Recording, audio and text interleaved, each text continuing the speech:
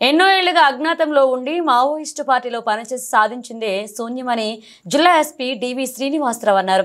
పోరు కన్నా ఊరు మిన్న కార్యక్రమంలో భాగంగా కొమరంభీం ఆసిఫాబాద్ జిల్లా పెంచుకల్పేట మండలం ఆగర్గూడ గ్రామానికి చెందిన మావోయిస్టు సభ్యురాలు చౌదరి అంకుబాయ్ అలియాస్ అనిత యొక్క కుటుంబ సభ్యులను పరామర్శించారు. అనంతరం కుటుంబ సభ్యులకు నిత్యావసర సరుకులు, దుస్తులు అందజేశారు.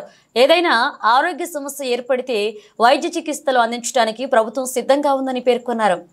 అందరికీ పోలీస్ శాఖ తరఫున నమస్కారాలు, స్వాగతం, సుస్వాగతం. ఆల్రెడీ పెద్ద పెద్ద మండలాల్లో కూడా చూస్తే వాళ్ళు గంజా తాగుంటారు తెలిసిన వాళ్ళు. సో గంజా తాగితే వాడికి ఏం చేయాలో అర్థం తెలియదు.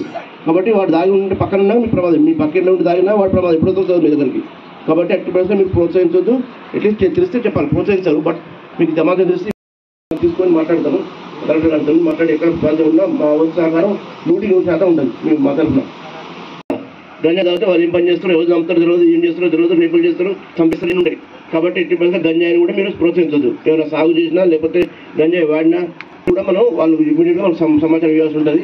ఇస్తే వాళ్ళకి మంచి బహుమతులు ఇస్తాం మేము ఖచ్చితంగా. దానివల్ల మీకు కూడా ఉపయోగం ఉంటుంది. వాగే కాకుండా దానివల్ల మీకు ప్రమాదం ఉంటుంది. పక్కన ఉంటే గంజా దాని పక్కన ఉంటే పిచ్చోడు ఉంటే ఎట్లుంటే ప్రమాదం ఉంటుంది కదా. పిచ్చోడు చూస్తే ఎట్లుంటుంది.